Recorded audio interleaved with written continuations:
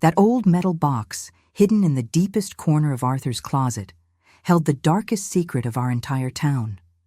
Every key inside it, each one meticulously labeled with a small paper tag, represented not a home, but a life that had been fractured.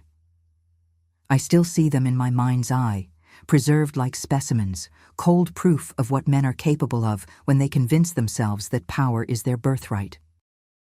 Sometimes, in the deepest quiet of the night, I can still hear the phantom sound of those keys rattling together, like a warning that arrived far too late. My name is Margaret, and I am 79 years old. I still live in that same small New England town where this all took place, but nothing, absolutely nothing, is as it was. Time and the courage of women who chose not to be silent has changed everything. Thank you for being here with me. Tell me in the comments, if you feel like sharing, where are you listening from today? Ours was a lovely little town, the kind nestled in the rolling hills of New England, a place of white picket fences and a town square with a picturesque gazebo. It was the sort of place where everyone knew everyone, or at least that is what we all believed. Back then, in the early 70s, life seemed to follow a simple, comforting rhythm, one dictated by the changing seasons and steadfast traditions. The women, for the most part, managed the homes and raised the children, while the men went to their jobs and handled the town's affairs. It was just the order of things, and in those days you didn't question the order of things. I met Arthur at a 4th of July picnic right after he had returned from college. He was considered the town's best catch, and it was easy to see why. He was charming, intelligent, and came from one of our most respected families. His father, Dr. Evans, had delivered half the babies in town, including me. His mother was a devout, gentle woman, admired by everyone for her unwavering dedication to her family and her church. Arthur had studied economics at a good university back east before returning home to take a position at the local bank, where it was assumed he would one day be president. Our courtship was whirlwind, but it felt right. We were married the following spring in the town's white-steepled church. I remember the pride in my father's eyes as he walked me down the aisle and the deep, profound relief in my mother's smile. She was finally seeing her only daughter settled, as they used to say. The first few years of our marriage were serene, almost idyllic. Arthur was a kind and present husband, always respectful, always considerate. I truly believed I was the luckiest woman in town. I knew from the hushed whispers at the grocery store or over the clothesline that not all women were so fortunate. Stories of men with quick tempers or wandering eyes were common, traded in quiet sympathy between wives. But my Arthur was different.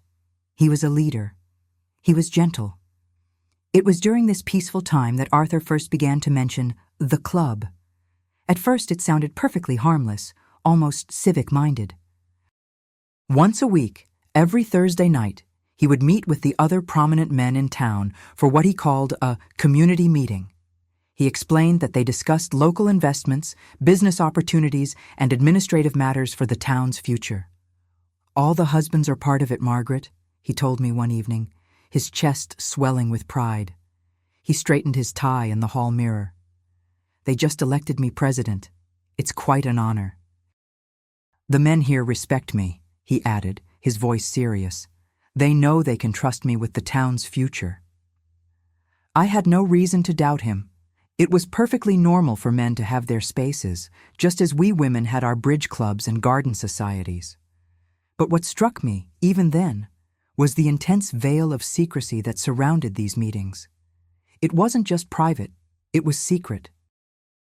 When I asked for simple details, like what projects they were working on or who was struggling, Arthur would become vague and dismissive. "These are complex financial matters, honey," he'd say, patting my hand. "Certain things must stay between the men." His tone wasn't unkind, but it was firm.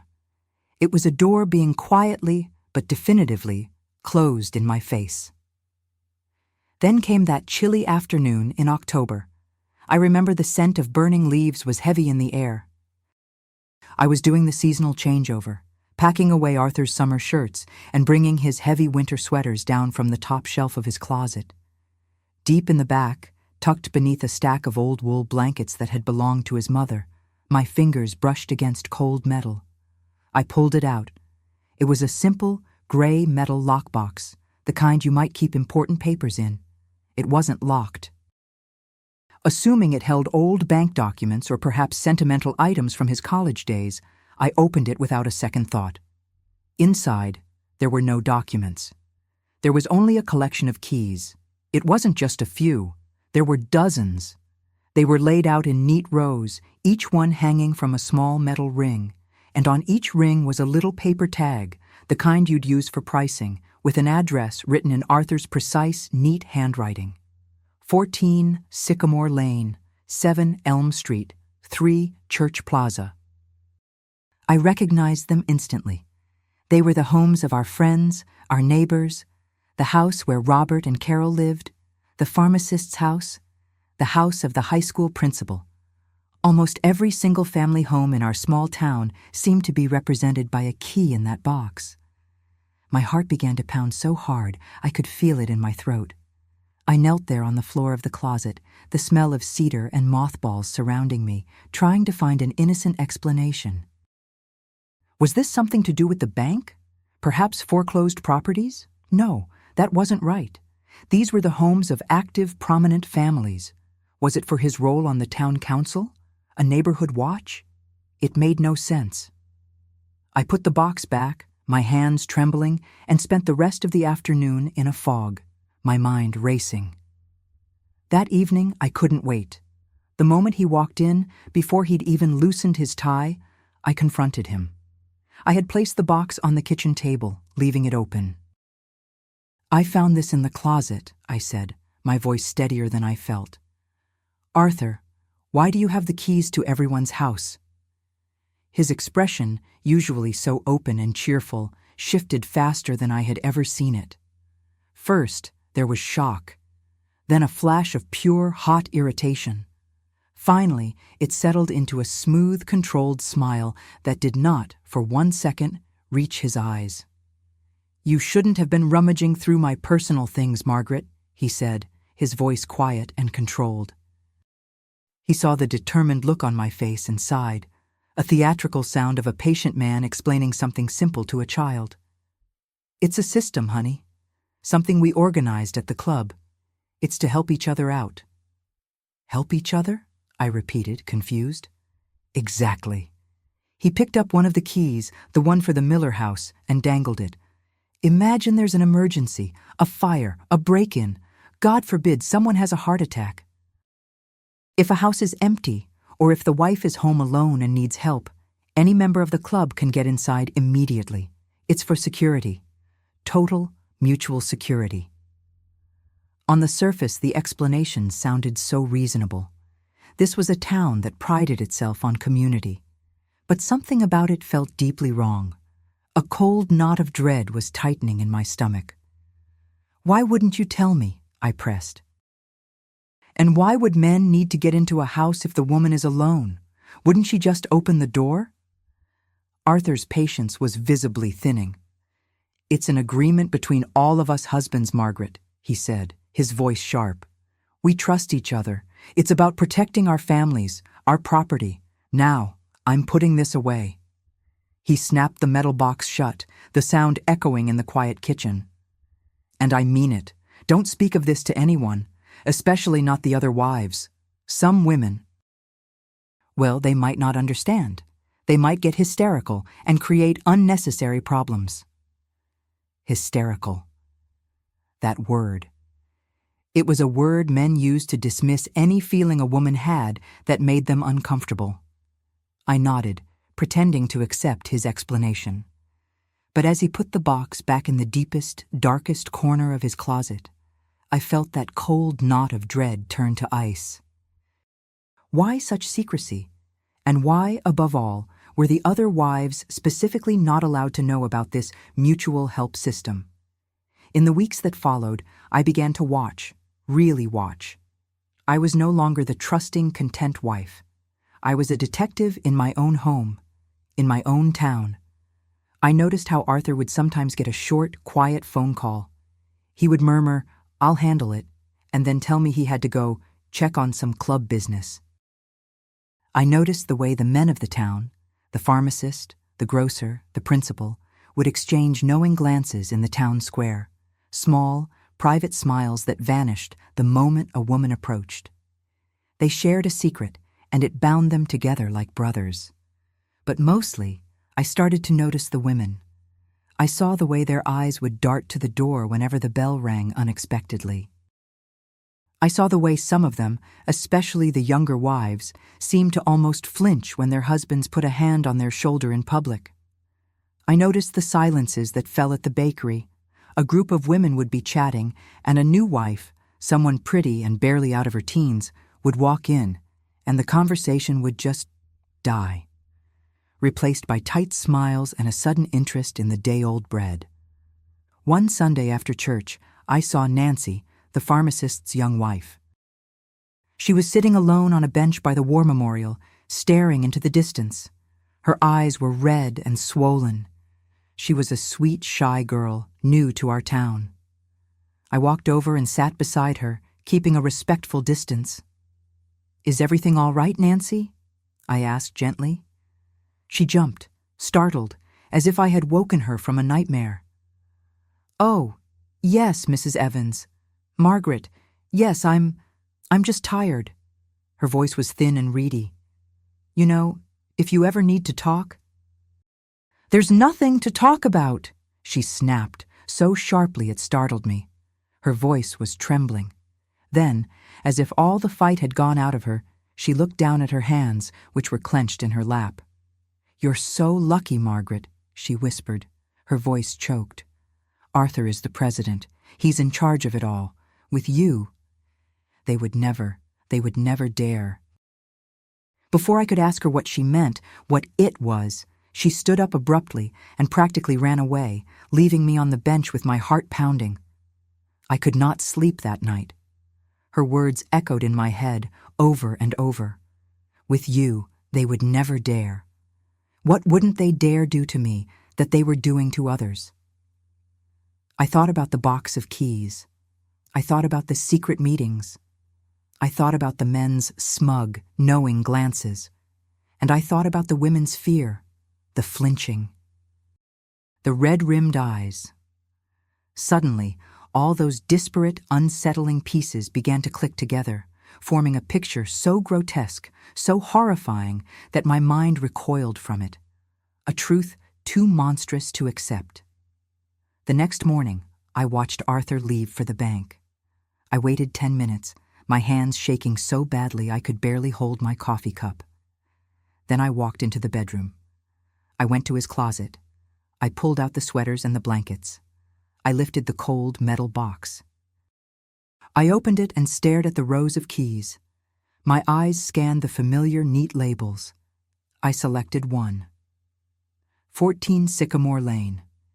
It was the home of Carol and Robert. Robert was one of Arthur's closest friends, a prominent member of the club. Carol was a quiet, gentle woman, always kind, always reserved.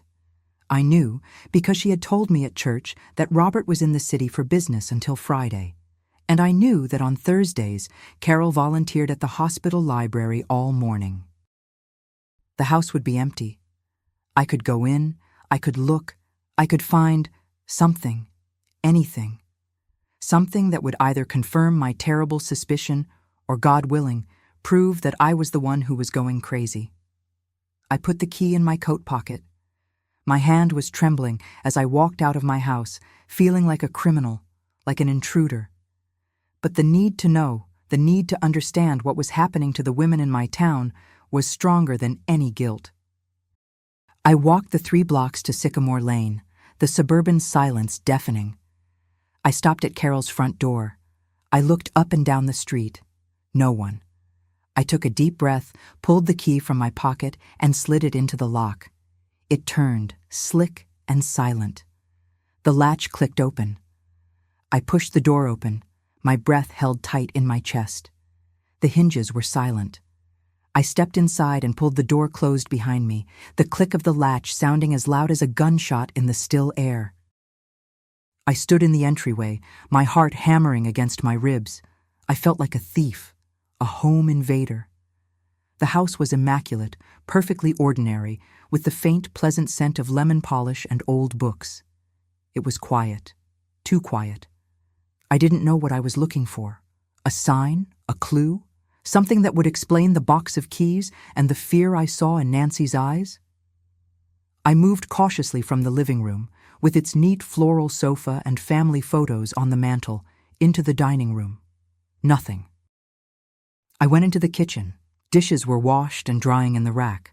A grocery list was held to the refrigerator by a small fruit-shaped magnet. Everything was agonizingly normal. That left the bedrooms. I felt a wave of shame. This was the deepest violation, to enter the most private space in her home. But I had to know. I walked down the short hall and pushed open the door to the master bedroom. The room was tidy, the bed perfectly made, a colorful quilt folded at its foot. And it was then that I saw it. On Carol's nightstand, next to a glass of water, was a small, amber-colored prescription bottle. I picked it up. My blood ran cold. The label was from our town pharmacy, the prescription written by none other than Dr. Evans, my father-in-law. But it wasn't for vitamins or for anxiety, as I might have expected. They were powerful sleeping pills.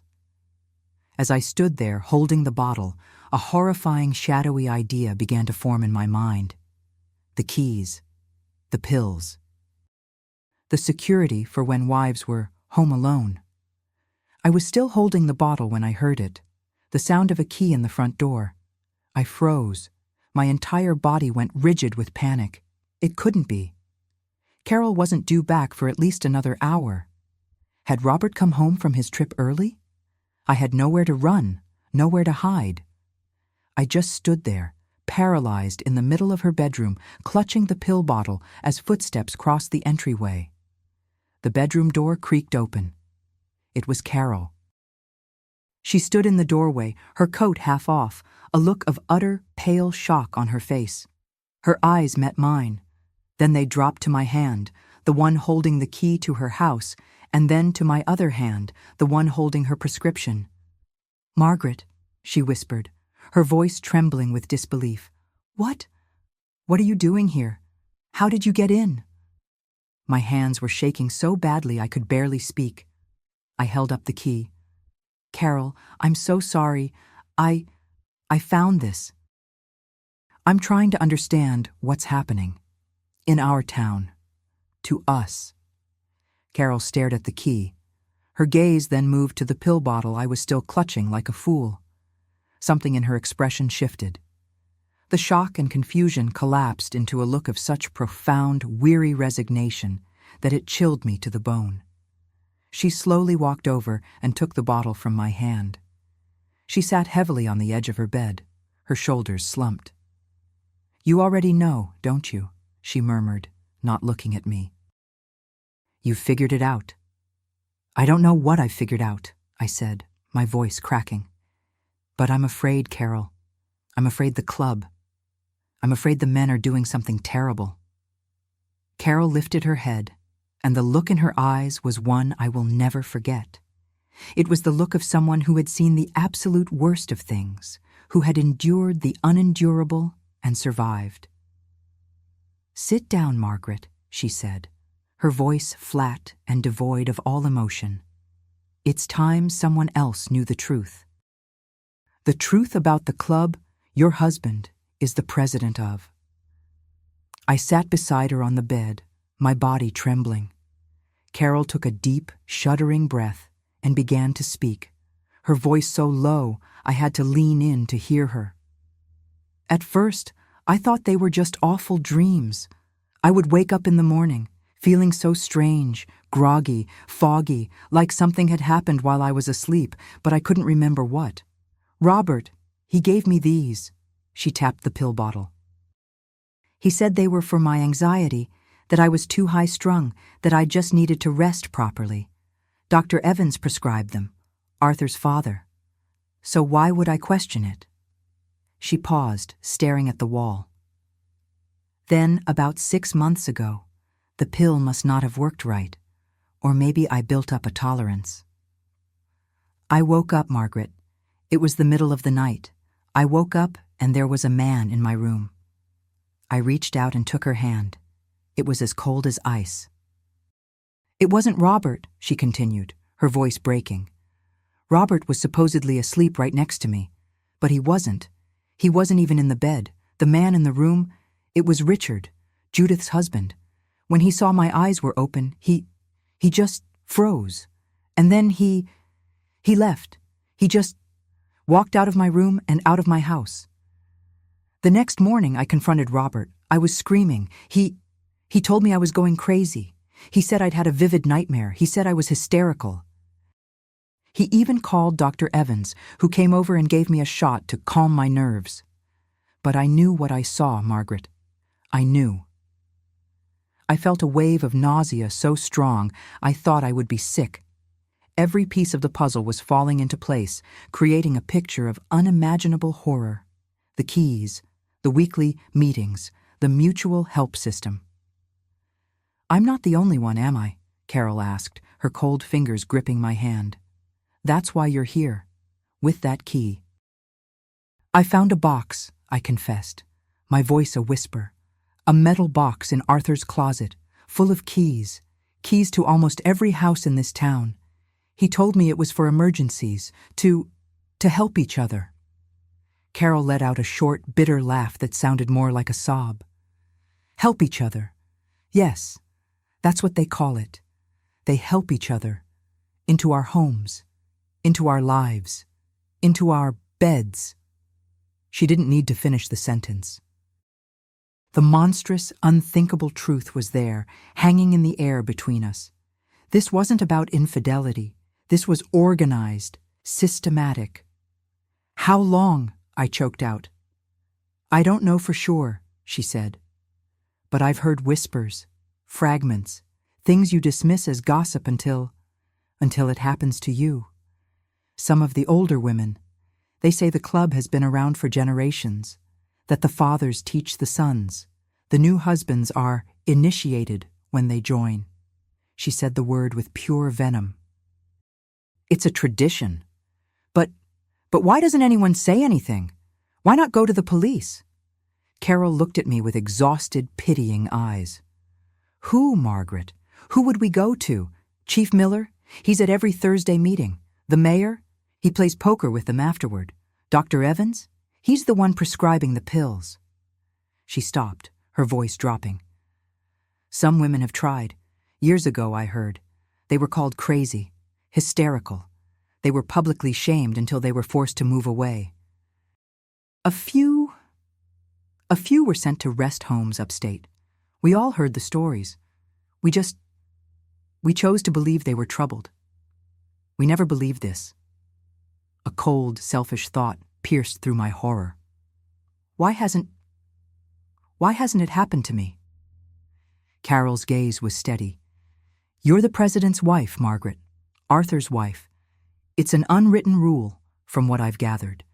The wives of the leaders, they're untouchable.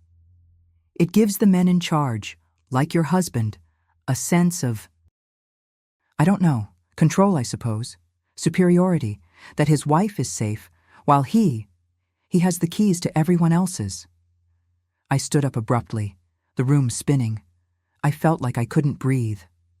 Arthur, my kind, gentle, respectful Arthur. He wasn't just a part of this. He wasn't just a participant. He was the president, the leader. The man I slept next to every night was orchestrating the systematic violation of the women in our town. We have to do something, I said, the words coming out hard, sharp. We have to stop this. Carol shook her head, tears finally welling in her eyes. What can we do? What can two women do against all of them? Against a system that's been running this town since before we were born? I turned and looked her straight in the eye. We are not alone, I said, a cold, hard determination rising in me, a feeling I didn't know I possessed. You said it yourself. There are others. Women like you, women who know. Women like me, who are just finding out. And women like Nancy, who are too scared to speak. We have to find them. We have to unite. It's dangerous, Margaret. If Arthur finds out what you're doing— Arthur won't find out, I said, the new, cold part of me taking over. Not yet. First, we need to know how many of us there are, and we need proof. We need proof they can't deny. Carol stared at me for a long moment, searching my face. Then, slowly, she nodded.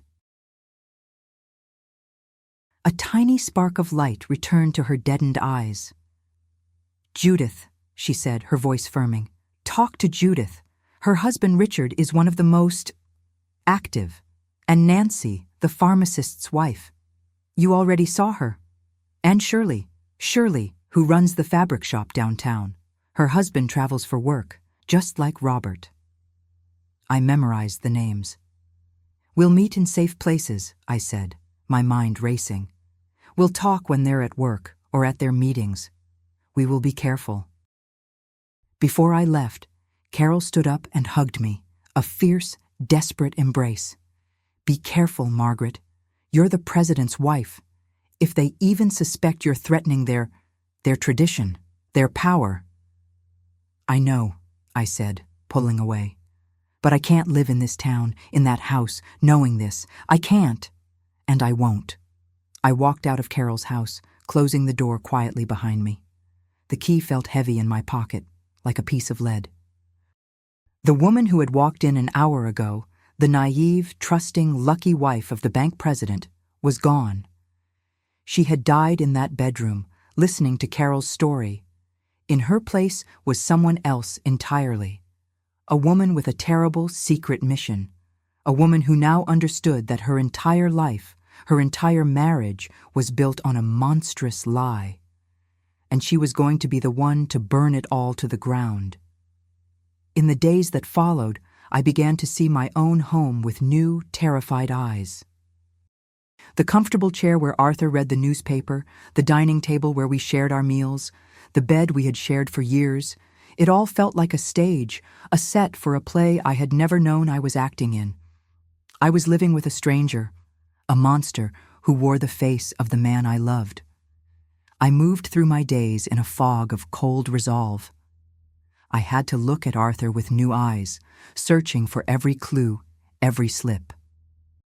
I watched the way he would lower his voice on the telephone, the way he would suddenly meet another man's gaze in the post office and share a look I now understood. It was a look of shared power, of a secret held in common. And I watched him with his special notebook. It was a black, leather-bound ledger he kept with him only on Thursday evenings for the club meetings. I had to see what was in that book. One morning, just a day after my visit to Carol, Arthur left for the bank. I waited until his car had turned the corner at the end of our street. I flew to his study. I knew where he kept the key to his locked desk drawer. It was in an old cigar box in his dresser, a place he thought I never looked.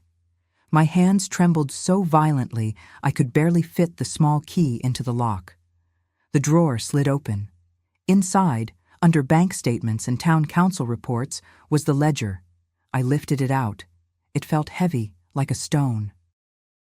I opened it, my heart pounding, dreading what I would find. It was not a diary. There were no explicit confessions. It was worse. It was a system laid out in Arthur's precise, neat script. It was a meticulous schedule, addresses followed by dates, times, and simple initials. I realized with a sickening lurch that I was looking at a rotation, a plan.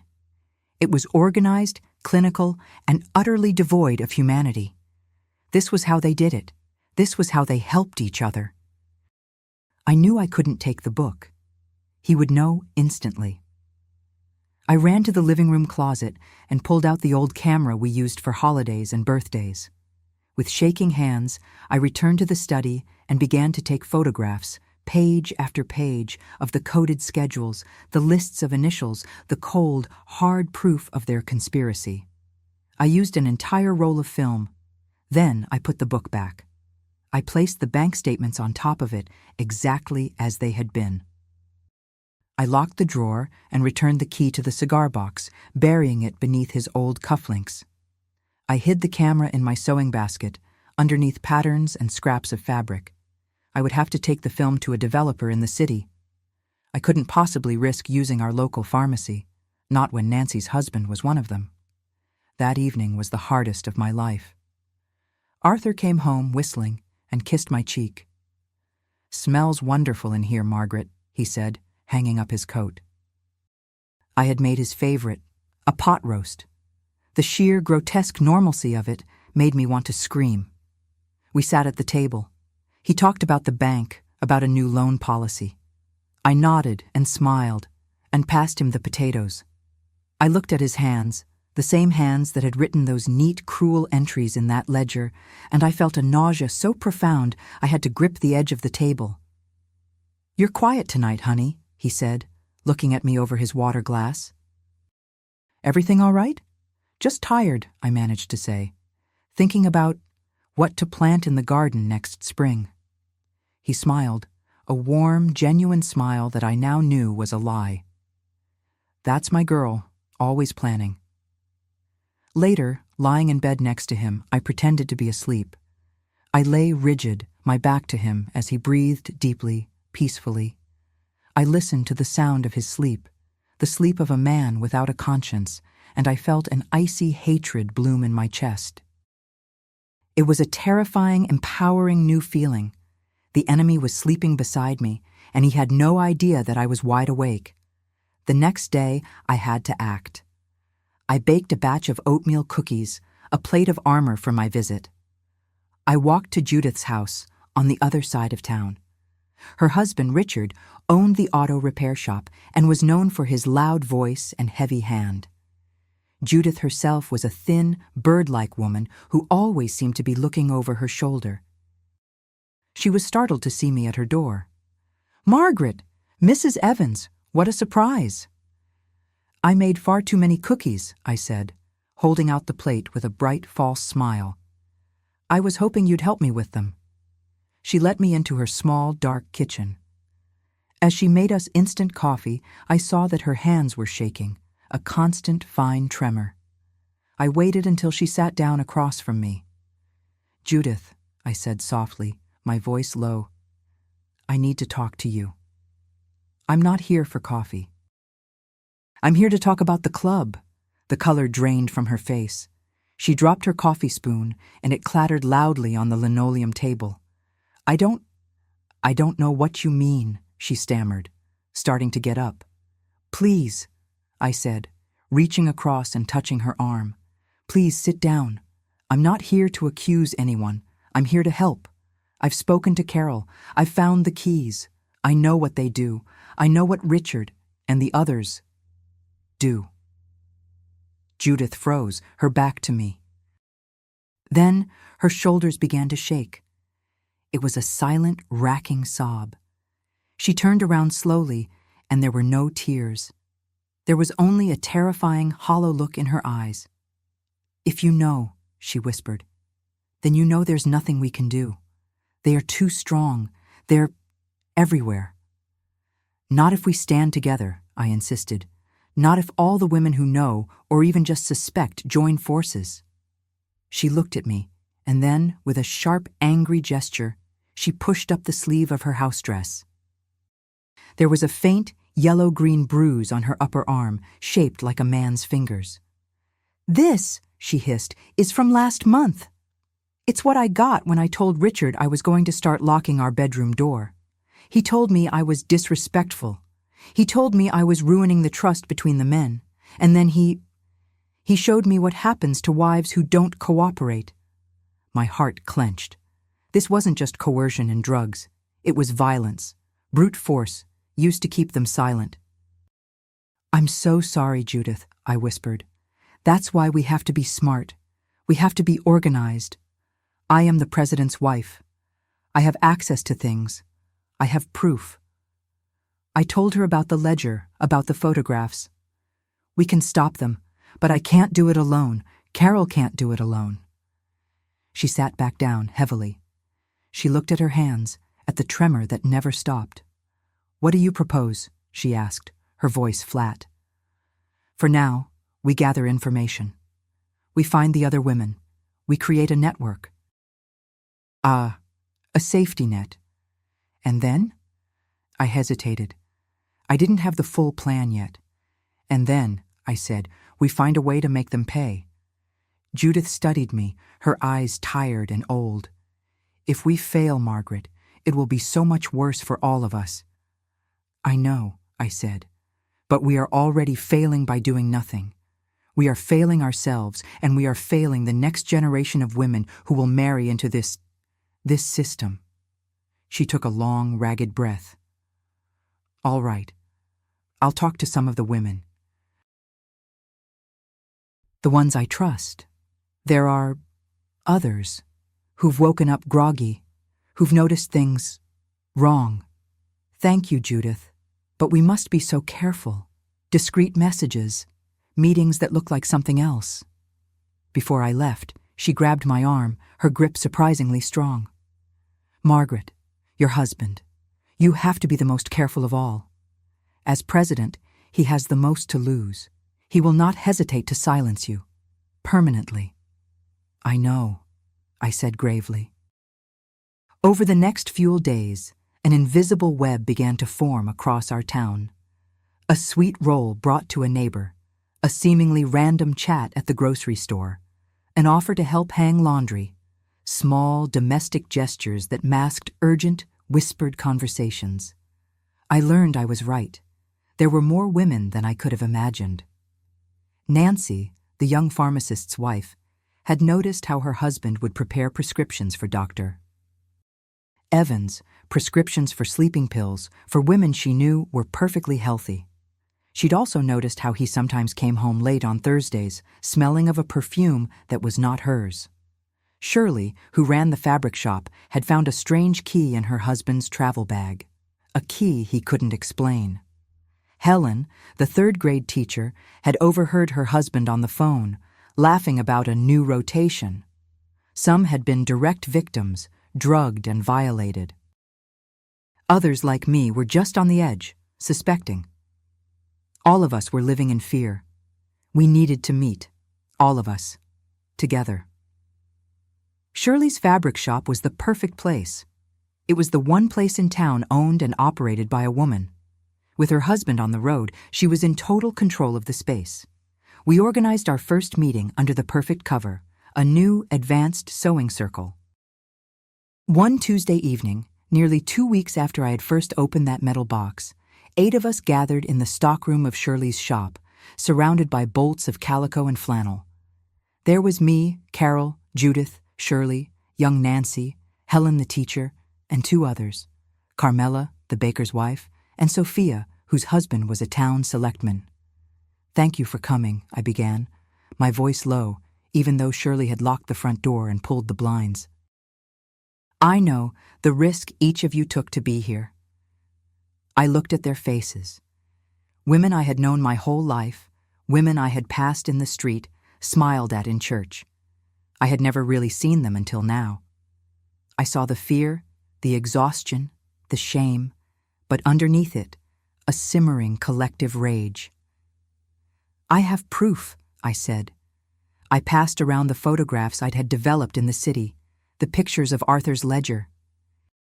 A gasp went up as the women saw their own addresses, their own names reduced to initials next to a date. "It's a schedule," I explained.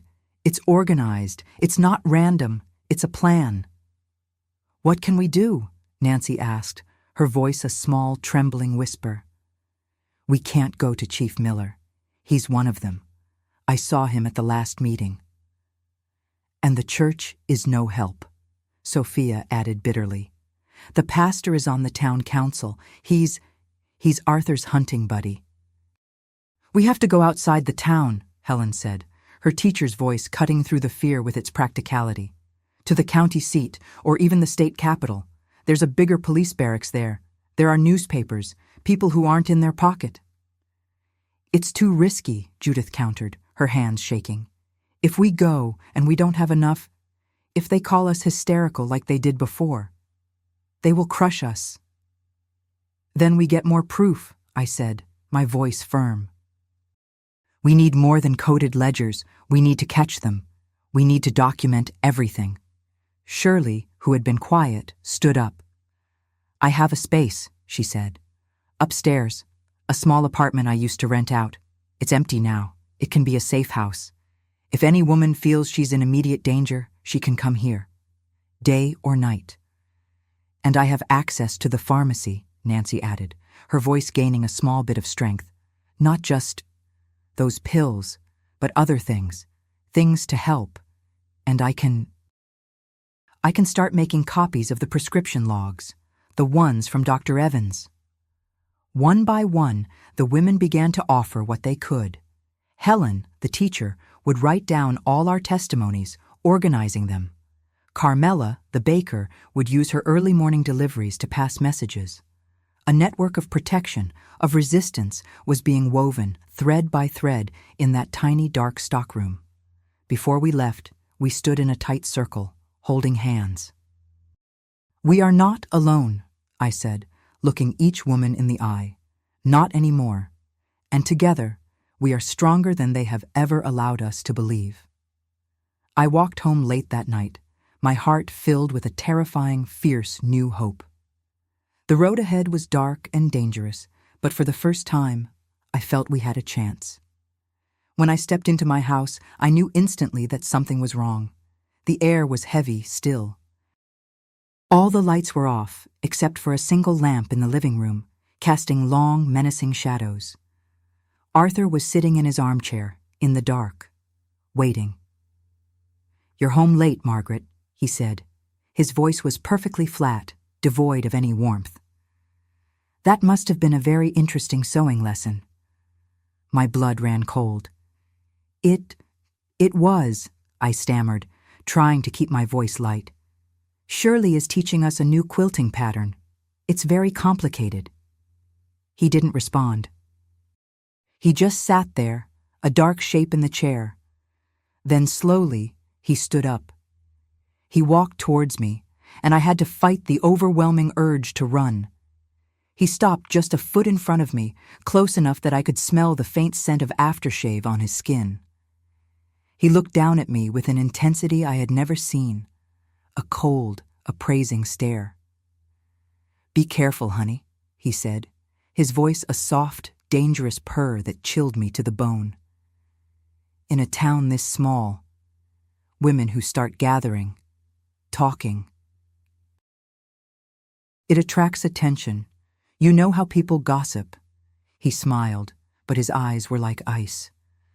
And you wouldn't want to attract the wrong kind of attention, would you? I stared back, my heart hammering so hard I was sure he could hear it. Did he know? Did he suspect me?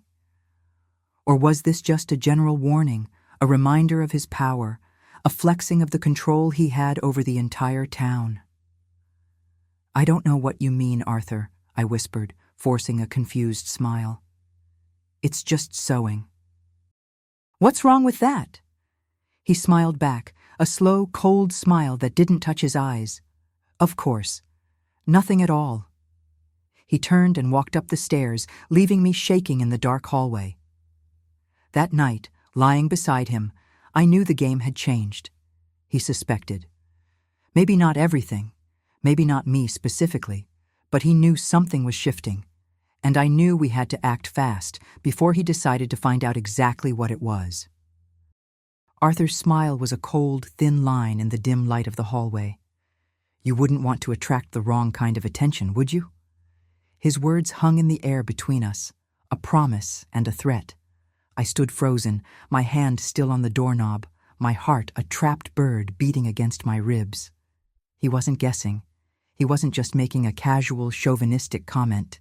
He knew. Someone had talked, or he had seen something, or his network of powerful, corrupt men had reported back to him. The sewing circle was no longer a safe cover. It was a target. Of course not, Arthur, I said, forcing a small, brittle laugh. It's just quilting. I'll be quieter. He stared at me for 1 second longer, his eyes appraising me, as if seeing me for the first time as something other than a piece of household furniture. Then he turned without another word and climbed the stairs to our bedroom. I heard the door click shut. I remained in the hallway for a long time, shaking. The urge to run out the front door, to go to Shirley's shop and never come back, was so strong I had to grip the railing to steady myself. But I couldn't. Running would confirm all his suspicions. Running would endanger the other women. I had to walk up those stairs. I had to get into that bed. I undressed in the dark, my movements stiff and automatic. I slipped under the covers, keeping my body as far to the edge of the mattress as possible. He was breathing deeply, evenly. Was he really asleep, or was he faking it, waiting for me to make a mistake? I lay there, rigid, my eyes wide open in the dark, for hours. I was lying next to a monster, a man who orchestrated the abuse of my friends, my neighbors, a man who had just, in his own quiet, terrifying way, threatened me. The last shred of the woman I had been, the trusting wife, the lucky Margaret, died in that bed. All that was left was a cold, hard stone of rage and a single, desperate, clarifying thought. We had to hurry. The next morning was a grotesque parody of normal life. I was downstairs making coffee when Arthur came down, already in his suit. His smile was back, the warm, charming mask he wore for the world. But his eyes were different. They were watchful. "Morning, honey," he said, kissing the air near my cheek. "Good morning, Arthur," I replied, my voice perfectly level. I handed him his coffee. He souped it, studying me over the rim of the cup. "I'll be home a little late tonight. We have a preliminary budget meeting at the town hall." It was a lie. I knew it, and he knew I knew it, but we both played our parts. "That's fine," I said, turning to the sink.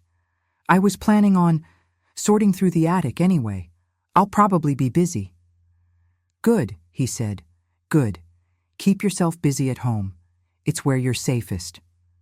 The message was clear. Stay where I can see you. Stay where you belong. The moment his car was out of the driveway, I ran to the phone. My hands were shaking. I couldn't call the other women at home. Their husbands could be there, or they could have extensions, or the operator could be listening. Our town was that small. I had to use the code. I dialed the number for Shirley's fabric shop. "Shirley's Fabrics," she answered, her voice all business. "Hello, Shirley," I said, my voice tight. "This is Margaret Evans. I'm calling about the blue calico fabric I ordered for the sewing circle. I'm afraid I need to cancel the order. It's not the right pattern." There was a half-second of silence. "Not the right pattern," Shirley repeated. It was our code. It meant we are compromised. "I see," she said, her voice dropping slightly. "Well, I'm very sorry to hear that, Margaret. Perhaps you'd like to come by, say, 11 o'clock? We can look at some other patterns. Just a quick look." "Yes," I said, relief flooding me. 11 would be perfect. Thank you. I hung up. I had less than 2 hours. I grabbed my coat and purse and walked, not to my car, but out the back door. I cut through the yards, sticking to the alleyways, my heart pounding with every dog that barked, every curtain that twitched. I felt like a fugitive in my own neighborhood. I met Helen, the teacher, at the small park by the library. It was a cold day, and we sat on a bench pretending to watch the ducks on the pond, two respectable townswomen enjoying the morning air. We spoke without looking at each other. "He knows," I said, my voice low. "He warned me last night. He called the sewing circle, talking and attracting the wrong kind of attention. He knows something." Helen didn't flinch. She was a practical, strong woman. "Good," she said, scattering some breadcrumbs for the ducks. "Good?" I turned to look at her, shocked. "Yes, good," she said, still not looking at me. "It means we've scared them. They're worried. It means what we're doing is working. They're feeling the pressure. But it also means we're in danger, Helen. He threatened me. Of course we're in danger, she said, her voice sharp but low. We were always in danger, Margaret. The only difference is, now we're fighting back. This just accelerates our timeline. She turned to me, her eyes clear and fierce. The ledger photographs are good. Our testimonies are good, but Judith is right. They can call us liars. They can call us hysterical. We need proof that can't be explained away. We need to catch them in the act. A new, daring, terrifying plan began to form. Thursday, I whispered. Tomorrow night. That's the regular club meeting, at the Townsman's Grill. Helen nodded, her gaze returning to the pond. They meet in the back room. They always park in the alley. The meeting starts at 8. We can watch, I said, the idea taking shape, cold and clear. We can set up a watch, all of us. We can see who goes in, and more importantly, we can see who comes out, and where they go. That's the proof, Helen said, a grim satisfaction in her voice. An eyewitness account of the rotation. If we can document who leaves that meeting and which house they enter, they can't call that hysterical. Yet we walked to Shirley's shop together, arriving at 11 on the dot. Carol and Judith were already there, in the back room. The air was thick with fear. Judith's hands were shaking so badly she couldn't hold her coffee cup. He knows, doesn't he? She whispered as soon as I walked in. I told you he would. He suspects, I corrected her, but he doesn't know. Not what we have. Not what we're planning. I laid out the new plan, the one Helen and I had just formed. Judith went pale. Watch them? Go out there in the dark? Margaret, they're not just... If Richard catches me, he'll kill me. I'm not exaggerating. He will kill me. You won't be alone, Shirley said, her voice firm. She was a widow and had a backbone of steel. My shop will be the command center. It's 2 blocks from the grill. I'll be here, by the phone. Carmela and Sophia will be with me. We'll be the safe house. If anything goes wrong, you run here. You don't go home. You come here. Helen and I will be in her car, I said, parked at the end of the alley, where we can see the back door of the grill. We'll have a notebook. We'll write down every man who leaves and what time. And us? Carol asked, her voice quiet. You and Judith will be our lookouts, Helen said. You'll be on foot, one at each end of Main Street, where it intersects with the alley. You just walk, like you're getting air. If you see Chief Miller's car, if you see anyone who looks suspicious, you give the signal. We agreed on a signal, a simple, high-pitched whistle, the kind you'd use to call a dog. And Nancy, I said, Nancy is the most important.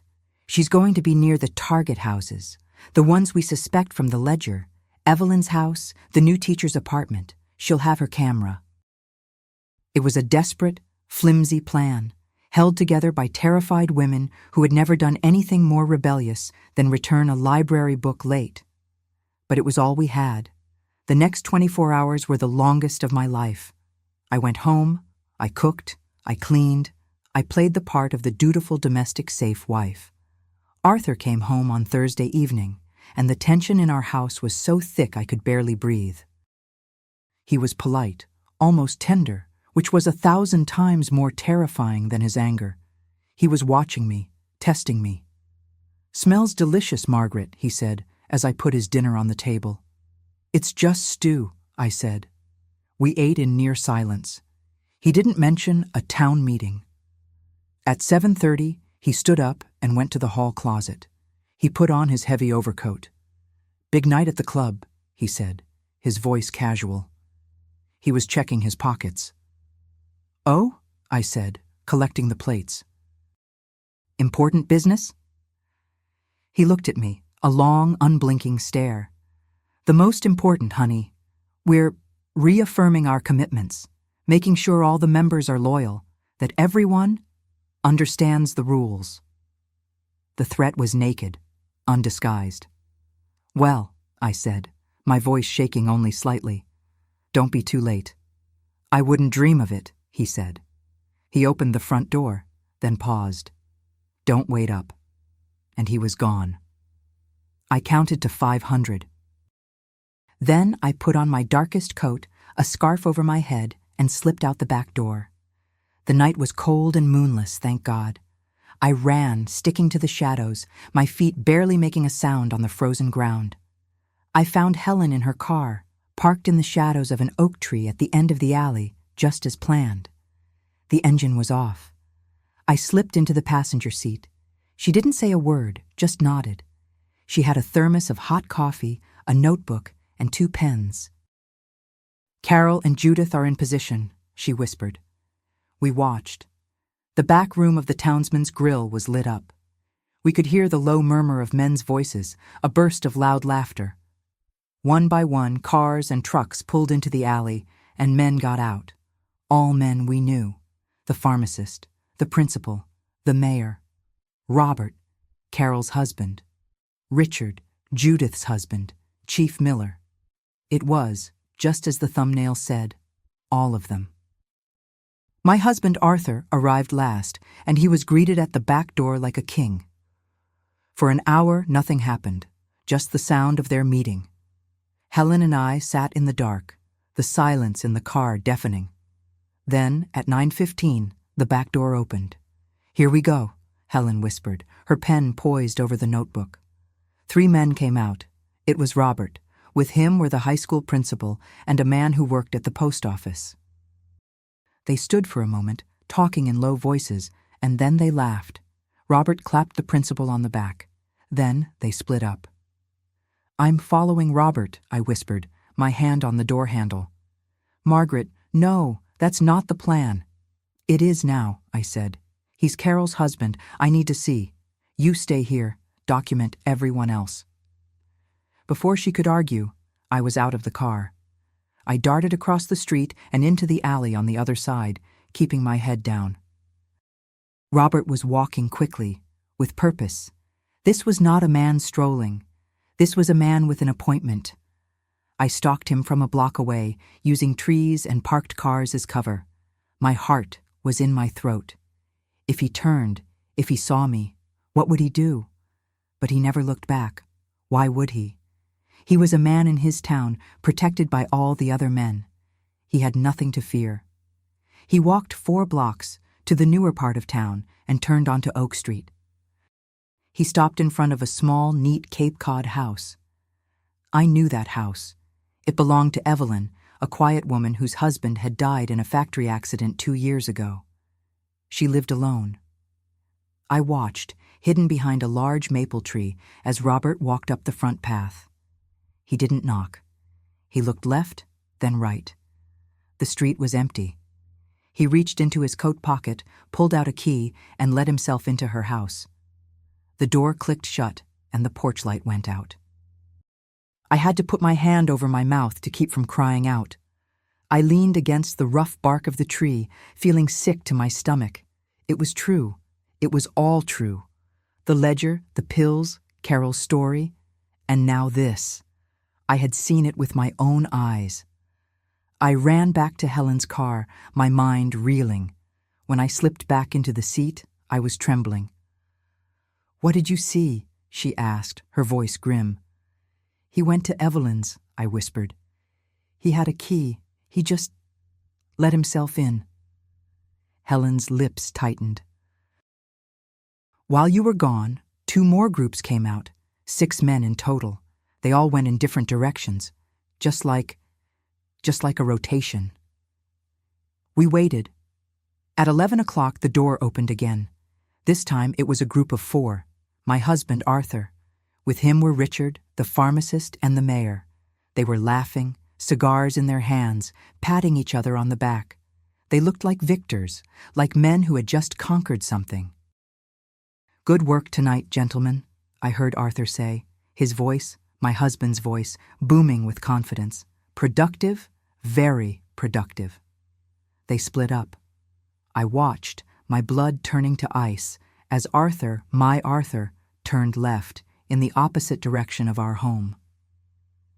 He walked toward Maple Street, where the new teacher lived, where Nancy was supposed to be waiting with her camera. I wanted to follow him. Oh God, how I wanted to follow him and see for myself. But I was frozen in my seat. Helen put her hand on my arm. We have what we need, Margaret. Let's go. We have to meet the others. We drove, lights off, to Shirley's shop and parked a block away. We slipped in through the back. The other 6 women were already there, huddled around the cutting table, their faces pale in the dim light.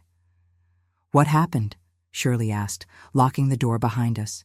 We saw it, Helen said. She opened her notebook. It's a rotation. They started leaving, in groups of 2 and 3 at 9:15. Robert went to Evelyn's house. Margaret saw him use a key. A small, choked sound came from Carol. The principal and the postal worker went toward the south side, Helen continued, her voice cold and steady. Then the pharmacist. He came to my street. Carmela, the baker's wife, broke in, her voice shaking with rage. He went into my house. While I was sitting here, my children were asleep upstairs. And then Nancy, young, terrified Nancy, spoke up. I got it, she whispered. She held up her small camera. I was hiding in the bushes across from the mayor's house. I saw 3 of them, 3 different men, one after the other. They used a key. I took pictures. I got their faces. She started to cry, silent, racking sobs. And then I saw him. Your husband, Margaret. All eyes turned to me. He didn't come to the mayor's house, Nancy choked out. He went to the new teacher's apartment building. He went inside. The room was silent. The final, horrifying piece had clicked into place. My husband wasn't just the organizer. He wasn't just the president. He was a participant. It's done, Helen said, her voice like iron. We have the ledger. We have eyewitnesses. We have photographs. We have motive. We have everything. Tomorrow morning at dawn, I am driving to the state police barracks in the Capitol. I'm taking the evidence. I'm taking Nancy's camera and my notebook. We are finished with this. We are ending it. We agreed. Helen would leave at 5 a.m. We would all go home, pretend to be asleep, and wait. It was almost 2:30 in the morning when I slipped back into my own house. I was exhausted, shattered, but for the first time, I felt a sliver of hope. It was almost over. I locked the back door quietly. I took off my shoes. The house was pitch black, silent. He must be asleep. I walked into the living room, and the lamp on the end table clicked on, blinding me. Arthur was sitting in his armchair. He was still in his suit, but his tie was loosened. His face was not the face of the man I knew. It was dark, his expression a mask of pure, cold fury. Out for another walk, Margaret? He said, his voice dangerously soft. You do seem to enjoy wandering around in the middle of the night. It's a new hobby of yours. My blood froze. I couldn't speak. I got a very interesting call about an hour ago, he continued, steepling his fingers. From Chief Miller. It seems he got a report about a car parked in the dark, about prowlers, women sticking their noses into things that are not their concern. He stood up slowly. He was a tall man, and in that moment he seemed to fill the entire room, blocking out the light. Where were you, Margaret? He asked, his voice still quiet, but with an edge that cut like a razor. I couldn't sleep, I stammered, my prepared lie sounding pathetic even to my own ears. I went for a drive. A drive, he repeated, in the dark, for hours. You're becoming a very, very poor liar, my dear. He took a step closer, and I instinctively took a step back, my hand flying to my throat. I warned you, he hissed, the polite mask completely gone, revealing the monster beneath. I told you to be careful. I told you what happens to women who create problems. But you didn't listen, did you? He was right in front of me now, so close I could feel the heat radiating from him. "You and your pathetic little sewing circle," he spat, his voice full of venom. "Did you really think you could challenge us? Did you really think, even for a second, that you could challenge me? In my own town?" He knew. He didn't just suspect. He knew. I was trapped. My blood didn't just run cold. It turned to solid ice. I was trapped. The man in front of me was not my husband. He was an executioner, and his eyes told me he had already passed his sentence. "Where is it, Margaret?" he hissed, his voice a low, terrifying growl. "The notebook, the camera, the film. Where is it?" I don't know what you're talking about," I whispered, my back pressing hard against the wall of the hallway. I was lying, and he knew it. "Don't!" he roared, and his hand shot out, grabbing my upper arm. His fingers dug into my skin like claws, and a sharp, fiery pain lanced through me. He yanked me forward, away from the wall. "I am done playing games with you. You have meddled in things you cannot possibly understand. You have threatened this entire town. You have threatened me." "You did this!" I cried out, the terror and rage finally bursting through. "You and your sick club. It wasn't a sewing circle, Arthur. It was a war room, and you lost." His face contorted with a fury so pure it was inhuman. "Lost?" He laughed, a short barking sound that held no humor. "I am the president of the bank. I am the head of the town council. I am this town. You are nothing. You are my hysterical, childless wife, and no one will ever believe you." "Helen is gone," I screamed, hoping it was true, praying she had made it. "She's on her way to the state police. She has everything, the ledger, the pictures. It's over." For a fraction of a second, I saw it. Pure, unadulterated panic in his eyes. I had hit the mark. He knew I wasn't bluffing. But the panic was replaced almost instantly by a terrifying, cold calculation. "Then you have nothing," he said softly. "And no one." He released my arm, only to shove me hard against the wall. My head hit the plaster with a dull thud, and my vision swam. "I warned you," he said, breathing hard.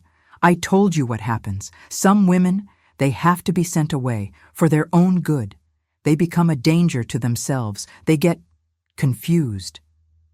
He was going to do it. He was going to call his father, Dr. Evans. He was going to have me committed, the rest home upstate, the final, perfect way to silence me. I would be the crazy wife, and all my accusations would be dismissed as the ravings of a lunatic. He walked calmly to the telephone on the hall table. He picked up the receiver.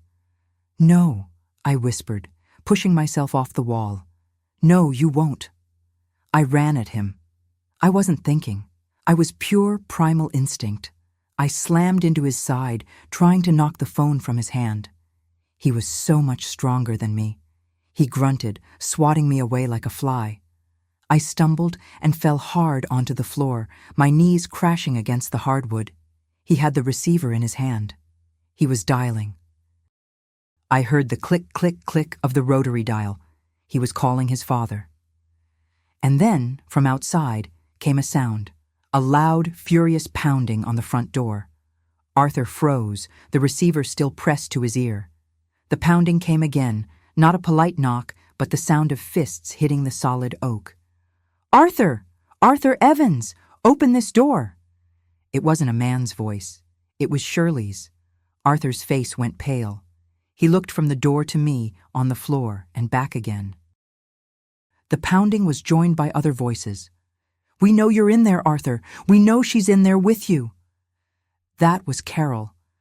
He slammed the phone down, his eyes wide with disbelief. "What is this?" he whispered.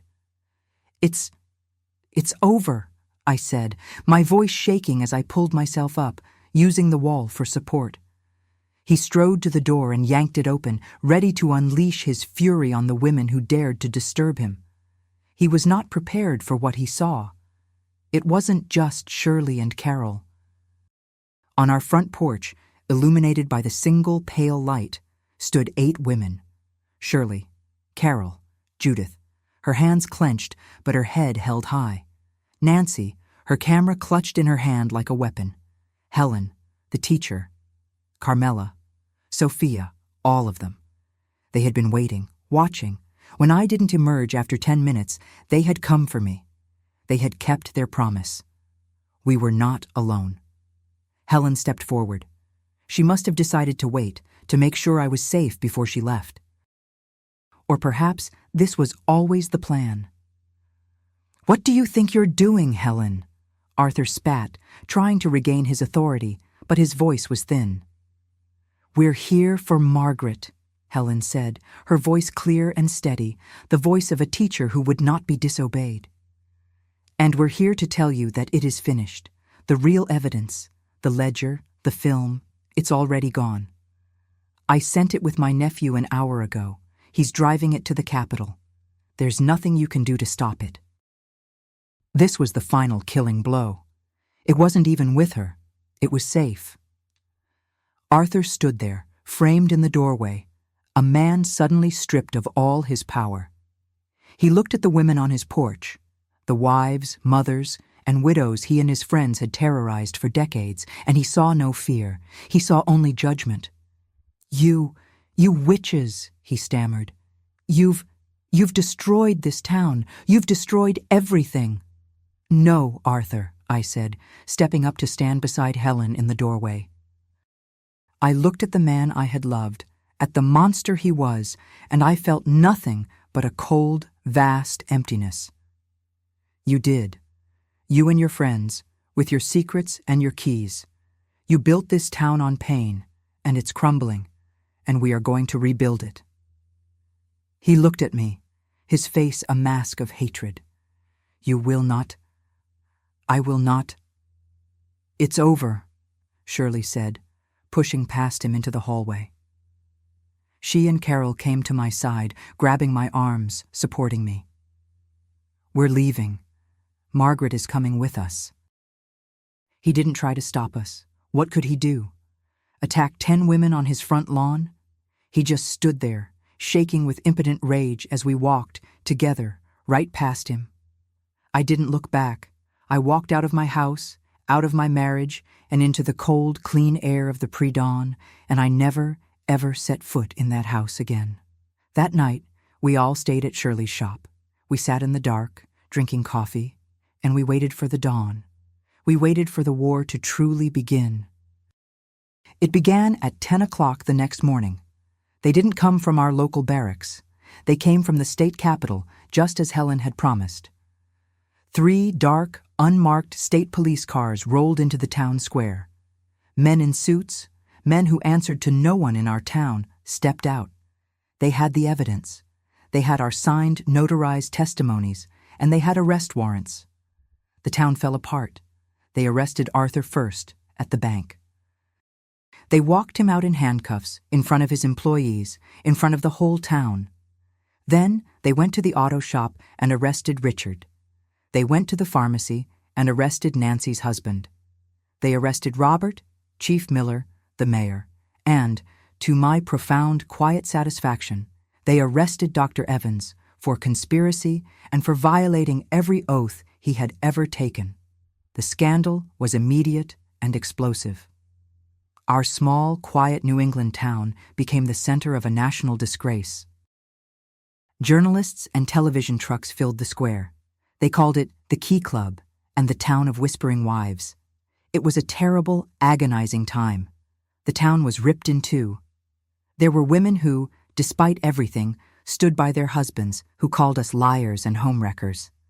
They were women who were too terrified of losing their homes, their security. Families were shattered. Children were bullied at school. The entire structure of our community, which had been held up by these powerful, corrupt men, collapsed. The trial was 6 months later. It was the hardest thing I have ever done. I had to stand up in a courtroom with Arthur sitting 20 feet away, and I had to tell the truth. I had to talk about the metal box, the keys, the ledger, the fear. Then Carol testified. Judith testified. Nancy presented her photographs, her prescription logs. One by one, our stories, our whispers, became a roar of irrefutable truth. They were all found guilty. Every single one of them. Conspiracy, breaking and entering, aggravated assault, and a litany of other charges. Arthur, as the ringleader, received the longest sentence. I watched the man who had been the king of our town, the man I had slept next to for years, be led away by an officer. He looked old. He looked small. He never looked at me. That was the end of the club. But it was the beginning of something else. In the wake of the destruction, our town was dying. The bank failed. The town council was dissolved. With most of the business owners in prison, the economy flatlined.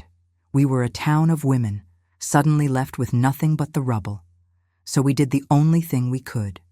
We rebuilt. It started in Shirley's fabric shop. With so many women desperate for work, she proposed an idea. "We all know how to do things," she said, at a new kind of town meeting, one held in the church basement, with only women present. "We can sew, we can bake, we can preserve, we can craft. Why don't we do it together?" And so, the Hillside Women's Cooperative was born. It was a fight. We had no money, no credit, but we had our skills and we had each other. We took over the lease on the empty auto repair shop, Richard's old place, and we scrubbed the grease from the floors. We brought in our sewing machines. Carmela brought in her baking ovens. We started small, selling quilts, clothes, bread, and jam. Helen, who had been fired from the school by the old, shamed school board, started her own classes in the co-op's back room. She didn't just teach children. She taught the women. She taught us how to read, how to do bookkeeping, how to run a business, how to understand the law. I, who had only ever been a wife, found I had a mind for numbers. I had learned more from watching Arthur run his ledgers than I ever realized. I became the manager of the co-op. I found our customers. I balanced our books. I helped us grow. It took years, years of pain and healing and hard, hard work. Slowly, the town came back to life. But it was a different town. The old, dark power was gone. In its place was something new, something collaborative, something honest. Our co-op became the new center of town. We bought the old bank building and turned it into our main storefront. We were featured in magazines, a story of resilience, of women who rebuilt their world from the ashes of betrayal. I finalized my divorce. I never saw Arthur again. I heard he was released from prison, an old man, and moved far away to a place where no one knew his name. A few years later, a new teacher came to town to help Helen with the new expanded school. He was a quiet, gentle man who had lost his first wife to illness. He loved books and gardening, and he had kind eyes. He would come into the co-op, and we would talk. We married. We adopted 2 children. We built a life, a real life, one built on respect and truth. Today, looking out my window, I see a town I don't always recognize, but one that I am deeply proud of. The young people here grow up with a different understanding of power, of respect. I still have that old metal box. It's in my closet now. I kept it as a reminder, not of the pain, but of the truth. A reminder of what happens when good people stay silent. A reminder that even the most deeply entrenched, most terrifying systems can be brought down by a few people who are brave enough to whisper and then to speak, and then to shout. Those keys, once symbols of our violation, became the keys to our freedom. Thank you for listening to me today, for allowing me to share with you this intimate chapter of my life. If my story has touched you, please don't hesitate to leave a like on this video and subscribe to this channel to discover other testimonies like mine. And please share it, because who knows? Maybe someone going through a similar trial right now will find the courage to keep searching, to hope, to believe in the impossible. Tell me in the comments, where are you listening from today? Thank you from the bottom of my heart for listening to me.